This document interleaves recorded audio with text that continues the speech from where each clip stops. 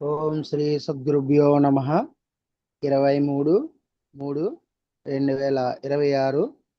The commentaries on living part 3 by Jiddu Krishnamurti గారి. Topic వచ్చేసి సారో from self PT అనే topic మీద శ్రీ లక్ష్మీ మేడం గారు సంభాషణ చేసి వివరణ చేస్తారు. ఈ టాపిక్ పేరేంటంటే, తన మీద తనకి దయ వల్ల వచ్చిన దుఃఖం. అతను ఆధ్యాత్మిక మార్గంలో సెల్ఫ్ పిటీని ఒక పాయిజన్ గా పరిగణిస్తారు. మన మీద మనకి దయా జాలి ఉండకూడదు. అందుకని అందువల్ల వచ్చే దుఃఖం అంటూ ఆయన ఓ టాపిక్ పెట్టారు.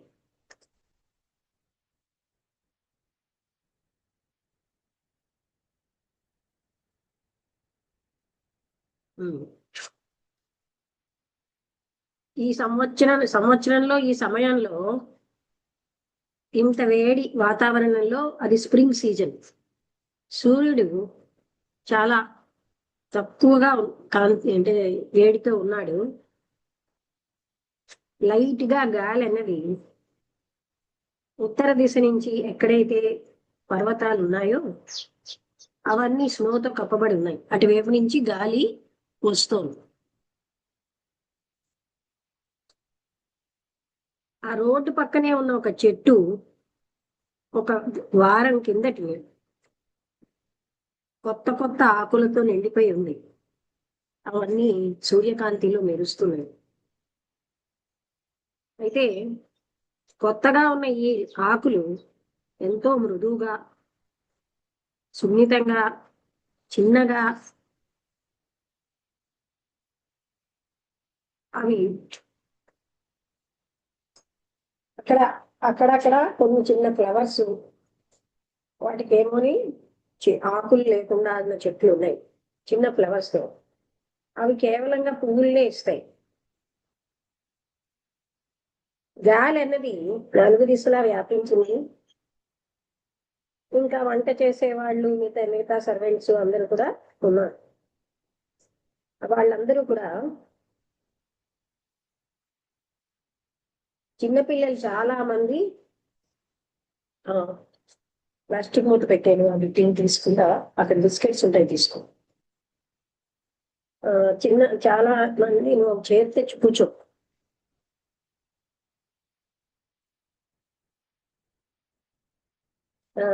అక్కడ సెవరల్ చిల్డ్రన్, ఎంతో మంది కూర్చున్నారు. వాళ్ళు ఎవరి పిల్లలుట? అక్కడ వంట చేసేవాళ్ళు, మిగతా సర్వెంట్స్ పిల్లలు. వాళ్ళు ఎప్పుడు స్కూల్కి వెళ్ళరు. వాళ్ళు ఎప్పుడు కూడా భూమి మీద ఉన్నటువంటి పేదవాళ్ళే. ఆ పడిపోయినటువంటి ఆకర్షక పత్రాలతోటి అక్కడ తార్ రోడ్డు, ఈ పిల్లలందరూ కూడా అందులో ఒక భాగంగా, భూమిలో ఒక భాగంగా ఉంటారు.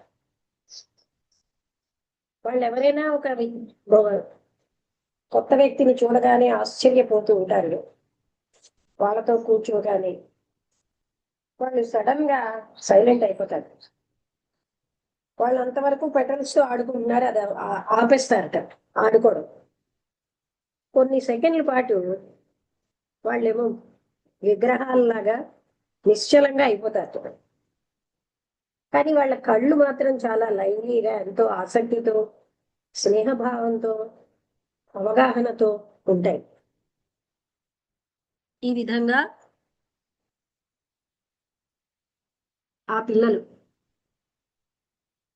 అయితే అక్కడ ఒక చిన్న గార్డెన్ లో రోడ్ సైడ్ కి, అదేమో కిందకు ఉన్నట్టుగా ఉంది. బ్రైట్ ఫ్లవర్స్ ఎన్నో ఉన్నాయిట.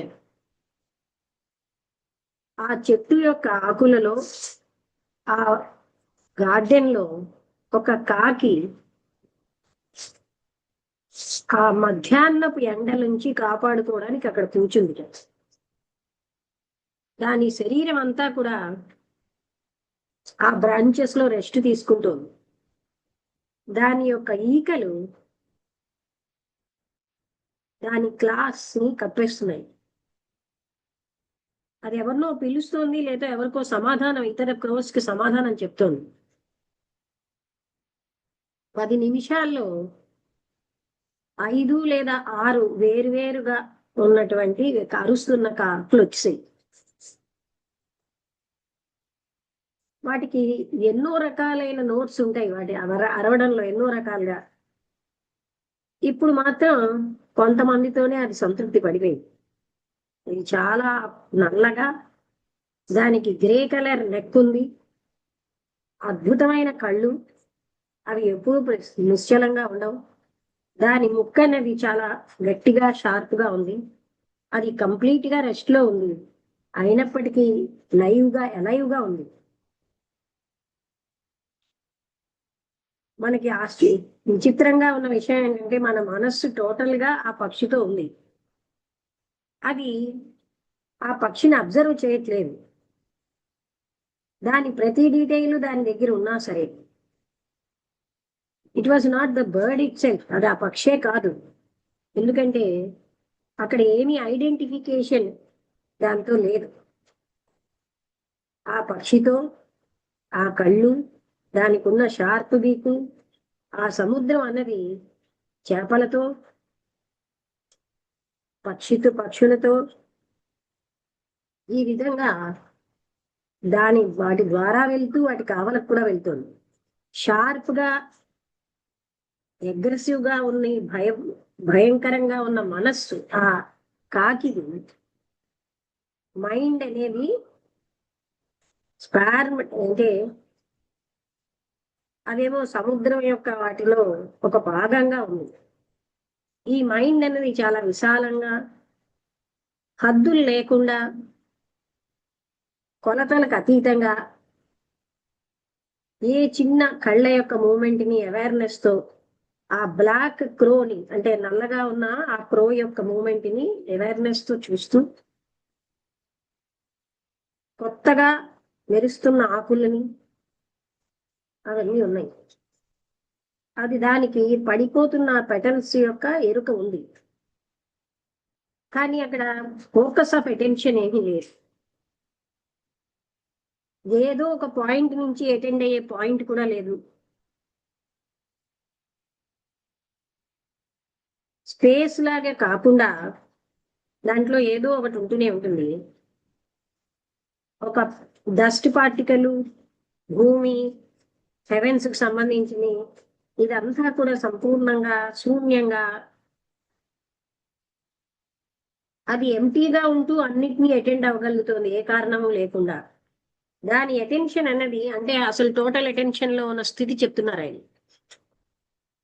It's attention had neither root nor branch. ఈ అటెన్షన్ లో మూలం లేదు, శాఖలు లేవు.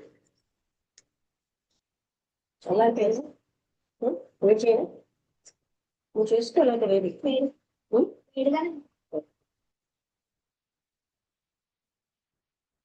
అయితే అక్కడ బిగినింగ్ లేదు.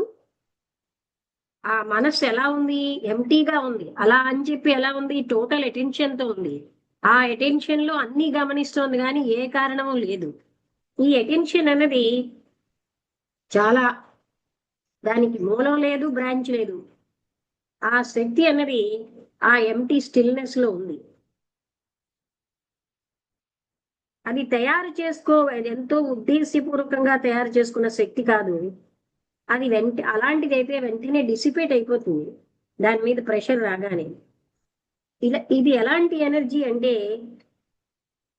ఎనర్జీ ఆఫ్ అన్నింటికీ ఆది.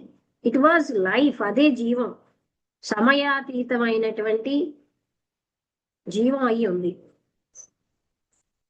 చాలా మంది ప్రజలు అక్కడికి వచ్చారు కలిసి. ప్రతి ఒక్కరూ కూడా ఏదో వాళ్ళ సమస్యను చెప్పడానికి ప్రయత్నిస్తున్నారు. ఇతరులు వాళ్ళు దాన్ని ఎక్స్ప్లెయిన్ చేస్తున్నారు, పోలుస్తున్నారు వాళ్లకున్న కష్టాలపై. దుఃఖం అన్నది పోల్చదగింది కాదు. ఈ పోల్చడం అన్న దాని వల్ల సెల్ఫ్ పిటీ వస్తుంది. సెల్ఫ్ పిటీ అంటే తన మీద తనకి దయ. And then misfortune. అసలు టాపిక్ పేరేంటి అంటే ఈ sorrow from self pity. Self pity వల్ల వచ్చిన దుఃఖం, మన మీద మనకి జాలి అన్నది ఆధ్యాత్మిక మార్గంలో ఒక విషయం లాంటిది అంటారు. దాని వల్ల వచ్చే దుఃఖం కోసం ఈయన చెప్తున్నారు మనకి. అందుకని ఈ పోల్చడంలో సెల్ఫ్ పిటీ వస్తుంది. అప్పుడు మళ్ళీ దురదృష్టం మొదలవుతుంది. ఈ దుఃఖం అన్నది డైరెక్ట్ గానే ఎదుర్కోవాలి. నీ దుఃఖం ఎక్కువ నా దుఃఖం అని ఇతరులతో పోలికలతో కాదు. వాళ్ళందరూ ఇప్పుడు సైలెంట్ గా ఉన్నారు. అందులో ఒక అతను మొదలెట్టాడు. మా తల్లి కొన్ని సంవత్సరాల కింద చనిపోయారు. ఈ మధ్యనే నా తండ్రి కూడా నేను పోగొట్టుకున్నాను. నేను ఎంతో దుఃఖంతో ఉన్నాను. ఆయన మంచి తండ్రి. నాకు ఎన్నో విషయాలు ఉండవలసింది, ఇప్పుడు అది నేను కాలేదు. మా ఐడియాస్ క్లాష్ అయ్యేవి. మాకున్నటువంటి గౌరవప్రదమైన మార్గాలు మమ్మల్ని వేరువేరుగా ఉంచేవి. ఆయన ఒక మతపరమైన వ్యక్తి, కానీ నా యొక్క మతపరమైన ఫీలింగ్ అంత తప్పనిసరిగా లేదు. ఈ సంబంధాలు మా మధ్యలో ఉన్నవి తరచుగా స్ట్రెయిన్ అవుతూ అంటే ఉండేవి, కానీ అది ఒక సంబంధమే. ఇప్పుడు ఆయన చనిపోయారు. నేను దుఃఖంతో ఉన్నాను. నా దుఃఖం అన్నది కేవలంగా బాధే కాదు, ఫీలింగ్ సడన్ గా నేను ఒంటరిగా అయిపోయానన్న ఫీలింగ్ కూడా ఉంది. నాకెప్పుడు ఇంతకు ముందు ఇలాంటి దుఃఖం లేదు. ఇది చాలా తీవ్రంగా ఉంది. నేనేం చేయను? నేను దీన్ని ఎలా అధిగమించను? అయితే నేను అడగొచ్చా, మీరు మీ ఫాదర్ కోసమే సఫర్ అయ్యారా, లేకపోతే దుఃఖం అన్నది రిలేషన్షిప్ ఏమీ లేదని, ఇంతకు ముందు మీరు అలవాటైన రిలేషన్షిప్ లేదని వస్తుందా? నాకు అవగాహన అవ్వట్లేదు. మీ ఉద్దేశం ఏమిటో, మీరేం చెప్తున్నారో అన్నారు ఆయన. మీ తండ్రి చనిపోయారనా మీరు బాధపడుతున్నారు, లేకపోతే మీరు ఒంటరిగా ఉన్నారనా? నాకు తెలిసిందంతా నేను బాధపడుతున్నానని. నేను దాంట్లోంచి బయటపడాలి. మీరు మీరేం చెప్తున్నారో నాకు అర్థం కావట్లేదు. మీరు దయచేసి వివరిస్తారా? చాలా సింపుల్ విషయమే. మీరు మీ తండ్రి కోసమైనా బాధపడాలి, ఎందుకంటే ఆయన మీతో పాటు కలిసి జీవించాడు. మీరు ఆయనతో జీవించాలనుకున్నారు. ఆయన ఇప్పుడు వెళ్ళిపోయారు. లేకపోతే మీరు ఎందుకు బాధపడుతున్నారంటే ఒక బ్రేక్ మీ సంబంధ బాంధవ్యాల్లో వచ్చింది. అది ఎంతో ప్రాముఖ్యతతో ఉంది చాలా కాలమే. ఇప్పుడు మీరు సడన్ గా ఎరుకలో ఉన్నారేంటంటే మీ ఒంటరితనం. ఇప్పుడు మీ ఈ రెండిట్లో దేనికోసం మీకు బాధ? మీరు తప్పకుండా ష్యూర్ గా మీ ఫాదర్ కోసం కాదు, మీరు ఒంటరిగా ఉన్నారని బాధపడుతున్నారు. మీ దుఃఖం అన్నది సెల్ఫ్ పిటీలోంచి వస్తుంది. అసలు ఒంటరితనం అంటే ఏమిటి? మీరు ఎప్పుడు ఒంటరిగా ఫీల్ అవ్వలేదా? అవును, నేను చాలా తరచుగా ఒంటరిగా నడవడానికి వెళ్ళేవాడిని. నేను చాలా ఎక్కువగా చాలా దూరం నడిచేవాడిని ఒంటరిగా, నాకున్న హాలిడేస్ టైంలో ముఖ్యంగా.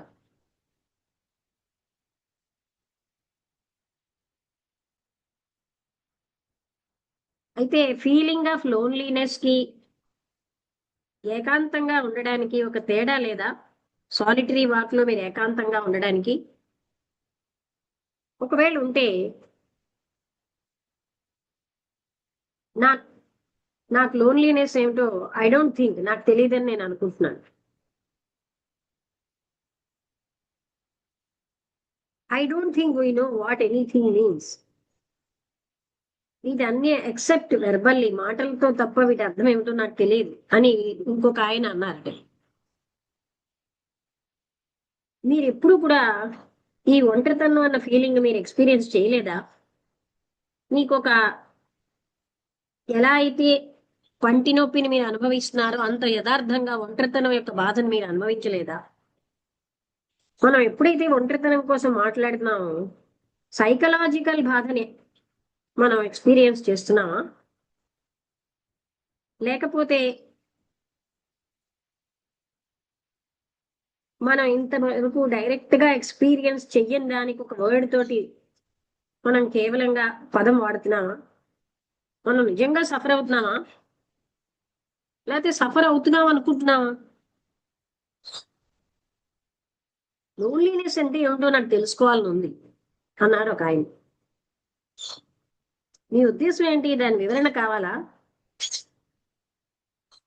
మీరు వేరేగా సంపూర్ణంగా వేరుగా ఉన్నప్పుడు ఉన్నటువంటి అనుభవం అది దేని మీద ఆధారపడడానికి లేకుండా అన్ని సంబంధ బాంధవ్యంలోంచి వేరేగా ఉండడం. ఈ నేను, ఈగో, సెల్ఫ్ దాని స్వభావం ప్రకారం నిరంతరాయంగా అది ఒక గోడ కట్టుకుంటుంది దాని చుట్టూరా.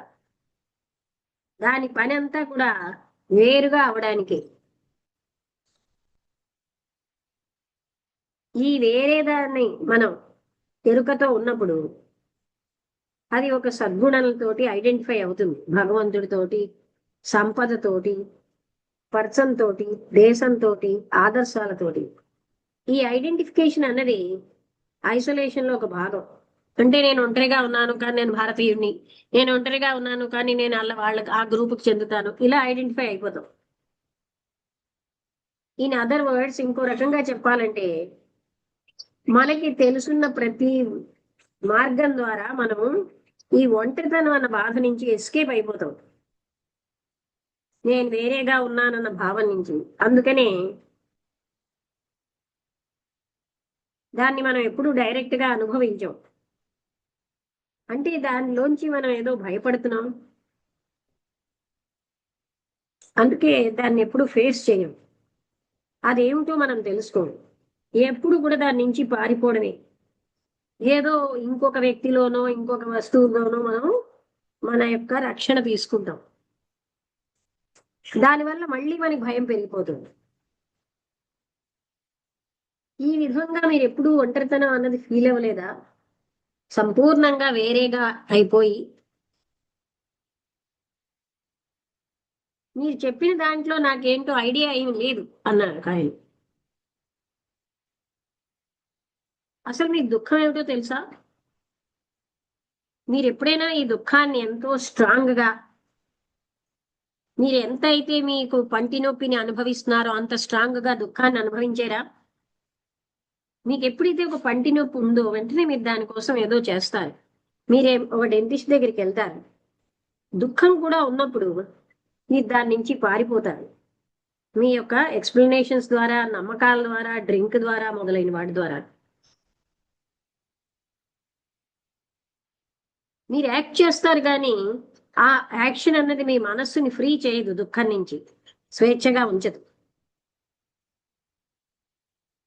నాకేం చేయాలో తెలియదు, అందుకే నేను ఇక్కడ ఉన్నాను అన్నాడు ఆయన.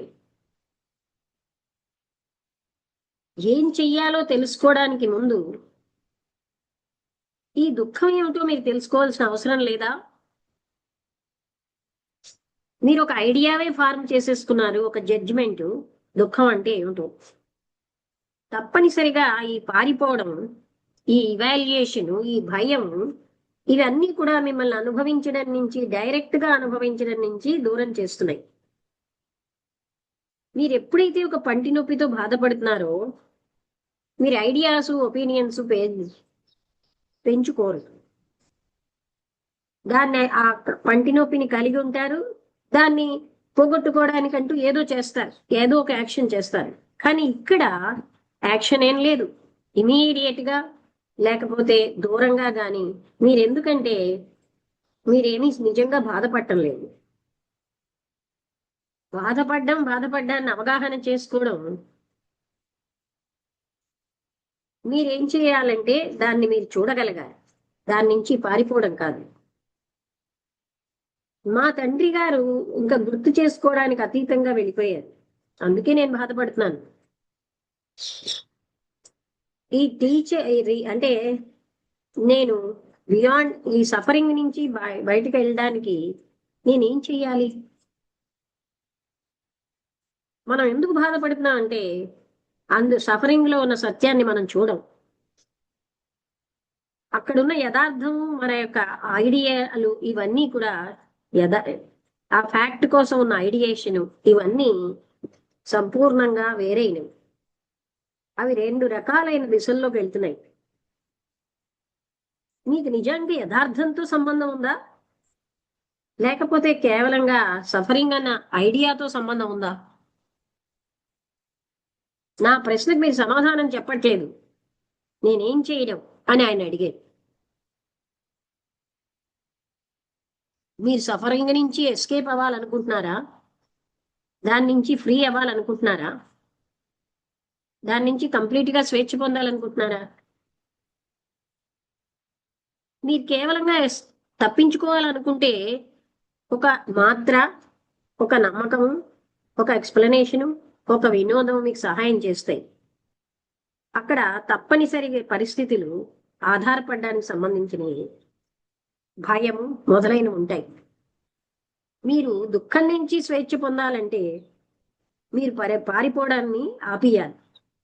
దాన్ని ఎరుకతో చూడాలి, ఏ జడ్జిమెంట్ లేకుండా, అలాగే ఏ చాయిస్ లేకుండా చూడండి. దాన్ని మీరు అబ్జర్వ్ చేయాలి. దానికోసం మీరు తెలుసుకోవాలి. అందులోపల ఉన్నటువంటి క్లిష్టమైన విషయాలన్నింటినీ మీరు తెలుసుకోవాలి. అది దుఃఖాన్ని అవగాహన చేసుకోవడం. అప్పుడు ఆ దుఃఖంలోంచి స్వేచ్ఛ ఉంటుంది. దుఃఖాన్ని అవగాహన చేసుకోవడం అన్నది అది నిజంగా అనుభవించడమే. అక్కడ మాటలతో ఫిక్షన్ ఏమీ లేదు. ఆ దుఃఖం కోసం అంటే ఊహాత్మకమైనవి ఏమీ లేవు. నేను ఇప్పుడు ఒక ప్రశ్న అడగొచ్చా అంటూ ఇంకో వాళ్ళలో ఒక ఆయన అన్నాడు, మన నిత్య జీవితాన్ని మేము ఏ విధంగా జీవించాలి?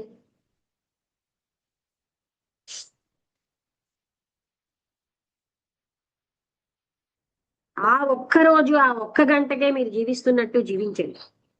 ఏ విధంగా అన్నారు మళ్ళీ. అంటే నేను ఇక్కడ శాశ్వతంగా ఉండిపోతానని జీవిస్తున్నాను కనుక రకరకాలైన అనవసరమైన పనులు చేస్తున్నాం. ఈ రోజే నేను జీవిస్తాను, ఈ ఒక్క గంటే అన్నప్పుడు ఎంత అటెన్షన్ తో జీవిస్తాం? అయితే ఎలాగా అన్నారు ఆయన. మీకు ఒక్క గంటే మిగిలింది అనుకోండి, మీరు ఏం చేస్తారు? నాకైతే నిజంగా తెలియదు అన్నాడు ఆయన. బాహ్యంగా మీకు ఏదైతే అవసరమో అదే మీరు అరేంజ్ చేస్తారు. మీ ఎఫైర్స్, మీ ఇచ్ఛాశక్తి మొదలైనవి.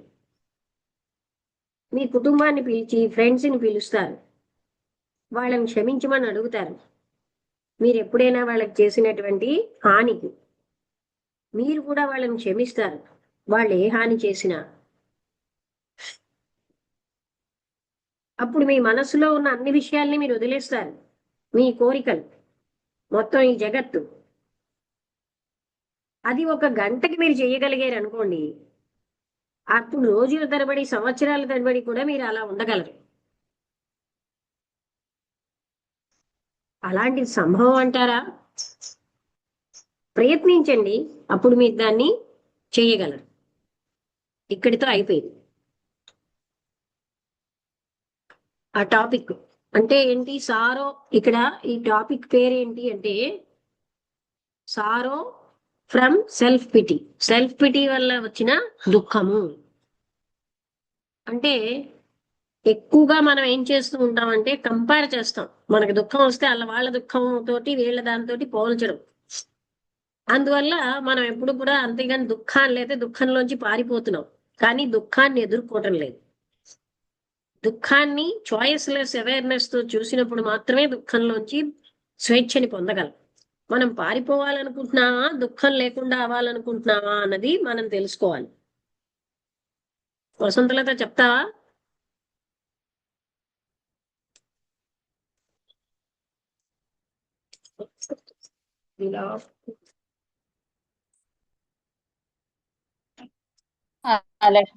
బాగుంది టాపిక్. అదే సెల్ఫ్ పిటీ, అది చాలా అందరికీ ఉంటుంది. అంటే మనమే ఏదో దుఃఖం పడుతున్నాము అన్నట్టుగా మనం ఒక రకమైన సైకలాజికల్ స్టేట్ లో ఉంటూ ఉంటాము. దానివల్ల అదే అంటే అది కొంచెం వివేకంగా మనం ఆలోచించుకుంటే మనం ఒక్కడమే కాదు, ఇలాగ ఎన్నో ఉంటాయి అనే విషయం మనకు తెలిస్తే అందరికీ ఏదో ఒకటి ఉంటూనే ఉంటుంది.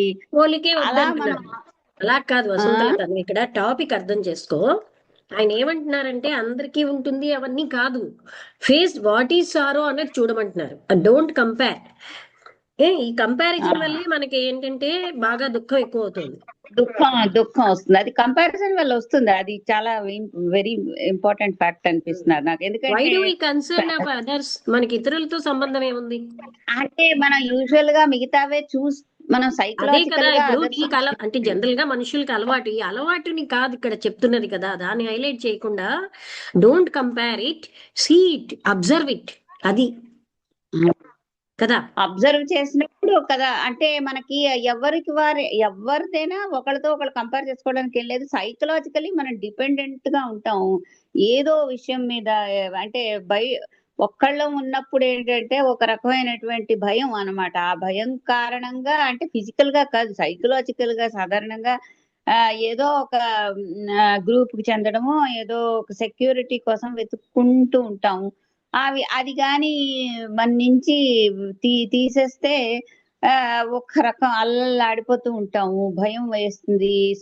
అదే సారో, సెల్ఫ్ పిటీ. అంటే నేనేమైపోతానా అనేటువంటి ఆ సెల్ఫ్ పిటీ మీద ఒక రకం వచ్చేస్తూ ఉంటుంది. కానీ అదే అది కొంచెం వివేకంతో చూడగలిగితే మనం, అంటే ఇది ఒక పరిస్థితి వచ్చింది అంటే దాంతో నువ్వు నిన్ను అంటే అటాచ్ చేసేసుకోకూడదు. ఆ అటాచ్ చేసుకోకుండా యాజ్ అ థర్డ్ పార్టీ సాక్షిలాగా చూస్తే నీకు ఆబ్జెక్టివ్ గా ఒక అండర్స్టాండింగ్ ఏదైనా దొరుకుతుంది. అప్పుడు నువ్వు ఆ సారో థర్డ్ నుంచి పార్టీగా కాదు, బయటపడగలవు. అక్కడ ఏంటంటున్నారంటే టోటల్ అటెన్షన్ తో, అవేర్నెస్ తో దాని నుంచి పారిపోవడం కాకుండా దాన్ని అంటే నాట్ విత్ ద మైండ్ చూడగలగాలి. అదే కదా సాక్షిగా ఆబ్జెక్టివ్ గా చూడడం అంటే.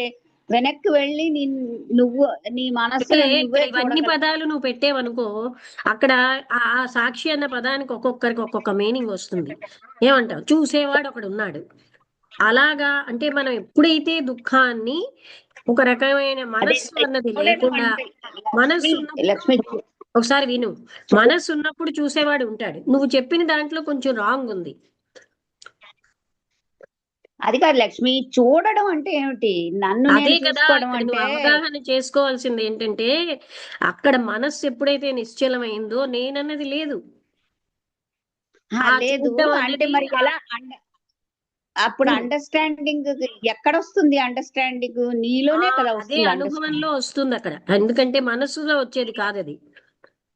అదే నీలోనే ఒక రకమైనటువంటి అవేర్నెస్ వస్తుంది. అది దాన్ని దృష్టిలో పెట్టుకొని చెప్పాను. ఆ సాక్షి ఘట్టాలు వద్దు ఇక్కడ, ఎందుకంటే అలాగే ఇది అందరికీ కామన్ ఇవన్నీ కాదు. అక్కడ మనకి ఏంటంటే కామనా కాదా ఇవన్నీ ఇక్కడ మనం మాట్లాడుకోకుండా ఆ అటెన్షన్ దేని మీద పెట్టాలి అంటే వాట్ ఈజ్ సారో అనే అవగాహన చేసుకోవాలి తప్ప రన్నింగ్ అవుట్ ఆఫ్ ద సారో కాదని ఒకటి. రెండోది డోంట్ కంపేర్. ఇతరులకు ఉందా లేదా, వాళ్ళు ఎలా, వాళ్ళ దుఃఖం ఎక్కువ నాదు, అవన్నీ కంపేర్ చేసుకోవడం అక్కర్లేదు. ఒకటి ఏంటంటే దుఃఖం వచ్చినప్పుడు దుఃఖంలోంచి పారిపోవడమే మనకు తెలుసు, కానీ దుఃఖాన్ని మనం అవగాహన చేసుకోవట్లేదు. నాట్ విత్ ద మైండ్, మనస్సు నిశ్చలం చేసి చూడాలి. అదే అది చూడడం అంటే నిశ్చలం అంటే ఏమిటి? ఒక ఆలోచన అనేది లేని విధంగా కదా, అది ఏమిటి అన్న విషయమే గురించి అది మాటలతో చెప్పలేం కదా, అక్కడ మనస్సుతో రేంజ్ లోకి వచ్చేది కాదు. అంటే నా అండర్స్టాండింగ్ లో నాకు అలా అనిపించింది. అది కాదు అక్కడ మన అండర్స్టాండింగ్ కాదు. ఇప్పుడు ఏంటంటే చూడు వసంతలత, మార్చకూడదు. ఆయన ఏం చెప్తున్నారంటే చాయిస్లెస్ అవేర్నెస్ తో చూడమంటున్నారు.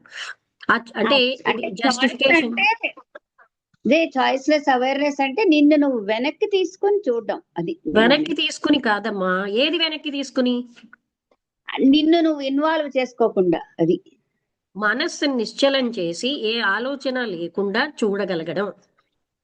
అదే దాన్నే అలా నేను ఇంకో రకం పదాల్లో పెట్టక్కర్ లేకుండా దాన్ని అవగాహన చేసుకోవచ్చు కదా మనం. దాన్ని ఇంకోలా మార్చాల్సిన అవసరం ఏంటి? మార్చండి, నీకు ఎలా అండర్స్టాండ్ అవుతున్నదో ఆ విధంగా నువ్వు చూస్తావు అలా కదా. కాదు, నువ్వేం చేస్తున్నావు అంటే వేరే ఒక మనస్సుతో చూసేవాడుగా చెప్తున్నావు కదా. అలాగే నేను చెప్పడం లేదు, నిన్నే నువ్వు వెనక్కి తీసుకోవాలంటాను. వెనక్కి తీసుకోవడం అంటే నాకు అర్థం కావట్లేదు. ఎక్కడికి తీసుకెళ్ళాలి? అంటే నిన్ను డిటాచ్ చేసుకుంటూ, నిన్ను నేను డిటాచ్ అంటే మనస్సు అంటే ఏంటి? ఇన్వాల్వ్ అయిపోతాం. ఆ లేకుండా చేసుకోవడం అనేదే నేను చెప్తున్నాను. అదే మాటలో డిటాచ్మెంట్ అతను చెప్తున్నారు కదా, ఆలోచన ఏది లేకుండా, మనస్సుని లేకుండా, ఆ మనస్సుని స్టిల్ చేసేసాం అంటే అది నిశ్చలం అయిపోయింది. అప్పుడు చూడడం అనే దాంట్లోనే అవగాహన అన్నది వస్తుంది. డిస్కనెక్ట్. అయితే ఇక్కడ ఏంటంటున్నారంటే, అయితే మేము ఎలా జీవించాలని ఎవరో ఒక ఆయన అడిగారు. అప్పుడు ఏమన్నారు, ఈ క్షణం ఈ గంటలో నేను చచ్చిపోతానంటే ఎలా జీవించాలో అలా జీవించండి, నిత్య జీవితంలో మేము ఎలా జీవించాలని అడిగారు. అప్పుడు ఏంటి, మనస్సు అనవసరమైన విషయాలకు వెళ్ళదు.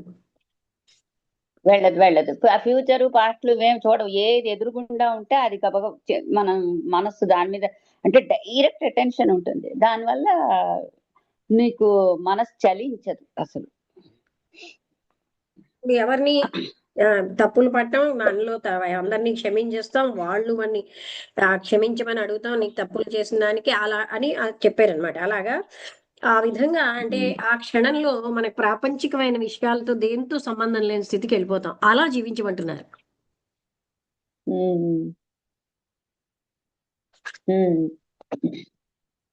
అంటే డైలీ లైఫ్ లో మేము ఎలా జీవించాలని అడిగితే, ఈ క్షణము ఈ గంటే నేను ఉంటాను అన్నప్పుడు ఎలా జీవించాలో అలా జీవించండి అంటున్నారు. అయితే అది సంభవమేనా అంటే ప్రయత్నించండి మీరు అది. అంతేగాని ఇక్కడ కూర్చుని అలా కాదు, మనం ప్రయత్నిస్తే అది సంభవమో కాదో తెలుస్తుంది. ఎందుకు సంభవం కాదు?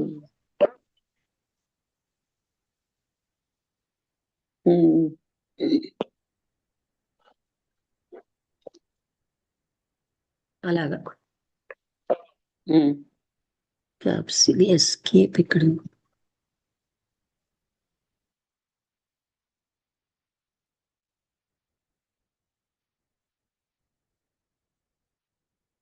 ఇంకా దుర్గా రామలక్ష్మి గారు ఒక్కసారి ఉండండి, స్క్రీన్ కొంచెం ఏదో ఇలా అయింది,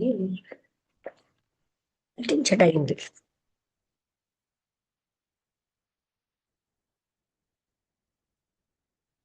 కదా ఈ స్క్రీను.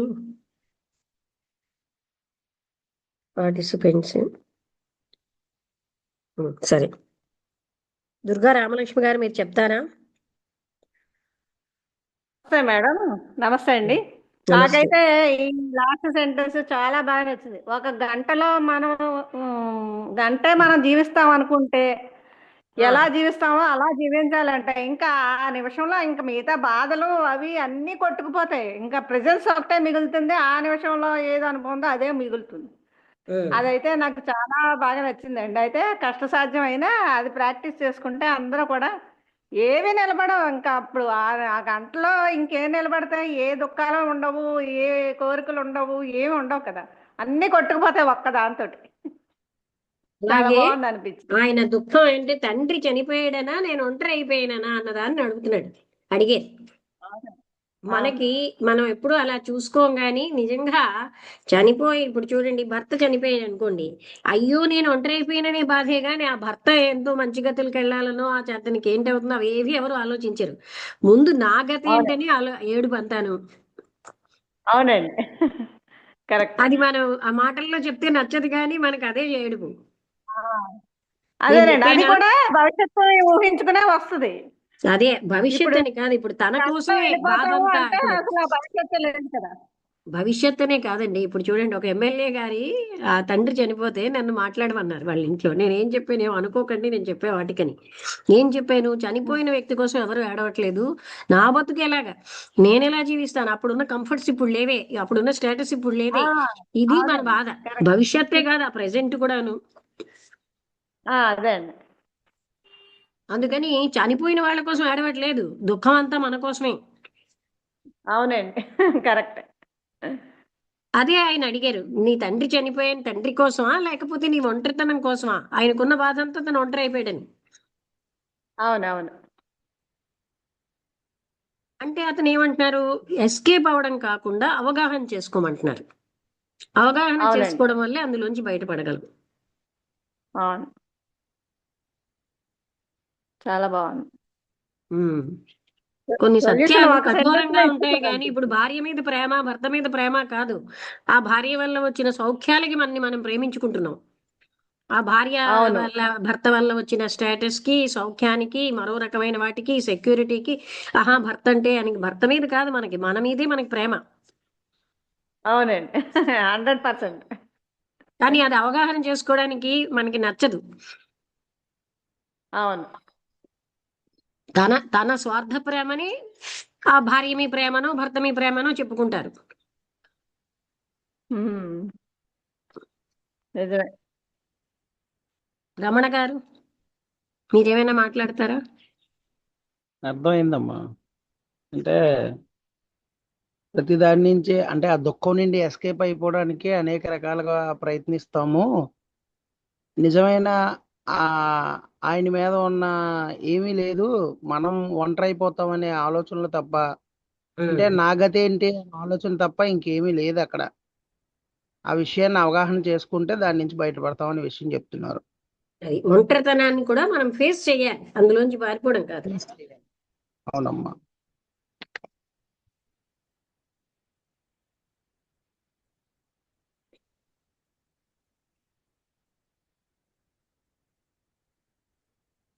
ఇప్పుడు అందరికీ అర్థమైంది కదా టాపిక్. అంటే ఇవి కొన్ని కఠోరంగా అనిపిస్తాయి కానీ అందులో సత్యం మాత్రం చూడగలగాలి. నేను ప్రేమ అన్న టాపిక్ చెప్పినప్పుడు ఒక 25 years కుర్రాడు తణుకు నన్ను పిలిచాడు ఆయన, అక్కడ చెప్పండి అని. ఆ తణుకులో మా వాళ్ళందరికీ ఈ టాపిక్ తెలియాలి. ఎందుకంటే మనం ప్రేమిస్తున్నాం అనుకున్నదంతా మనమే ప్రేమించుకుంటున్నాం. బీటెక్ కాలేజీలో కూడా ఇలా చెప్పినప్పుడు వాళ్ళందరూ గొప్ప సంతోషించారు. అంటే ఈ టాపిక్ మనం ఆత్మవంచన చేసుకుంటున్నాం. మనకొచ్చిన అవునమ్మా. సౌఖ్యాలు మనకొచ్చిన సుఖాలు మనం ప్రేమించుకుంటున్నాం, భార్యని ప్రేమిస్తున్నాం అనుకుంటూ. అదంతా స్వార్థ ప్రేమే. అలాగే అవునమ్మా. భర్తని ప్రేమించుకుంటున్నానని భార్య కూడా భర్త వల్ల వచ్చినటువంటి సౌఖ్యాలకే